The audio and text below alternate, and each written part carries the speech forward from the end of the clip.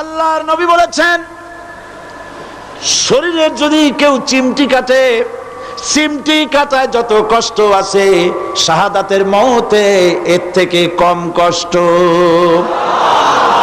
শাহাদাত একটি সেতুর নাম, একটি ব্রিজের নাম। এই পারে দুনিয়া, আর শহীদ হওয়ার সঙ্গে সঙ্গে শাহাদাতের ব্রিজ পার হয়ে আল্লাহ রাব্বুল আলামিনের সঙ্গে দিদার নসিব হয়ে যাবে।